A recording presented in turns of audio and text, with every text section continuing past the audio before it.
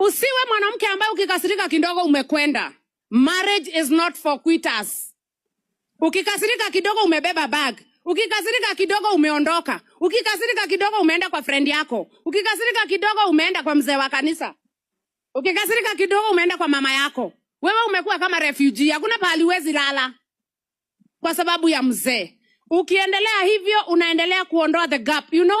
Vyenye mnaendelea kutengana, unaenda leo, kesho mtaenda mapenzi ikiwa inaisha. Na unajua nyumba inajengwa katika foundation ya upendo wa kimbingu. Na upendo huo ndio unaitwa mapenzi. Wakati unakaa ukivuruga mapenzi ni kama kupoesha uji na kijiko ya chuma. Ukikaa ukipoesha uji na kijiko ya chuma, what happens? Uji inakuwa nyembamba, inarefuka, inafika binguni. Na wewe ukiendelea ukitoka kwa nyumba yako, ukirudi, unaendelea kuvuruga the basic foundation of your marriage. Na itaisha, na itaenda ikiisha na ikiishanga. Kaa hapo. Tulisema kama ulichagua huyo, kaa na yeye. Vumilia kuwa bibi yake. Vumilia, Yesu atakuja na binguni hatutaolewa. Ukisikia na kuchokesha sana, piga magoti mwambie Yesu siuje haraka. Mpaka lini Yesu utakaa mbali? Kuliko kuondoka.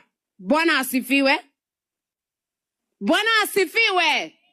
Kaa na yeye. This is Legrand from Simple Generations.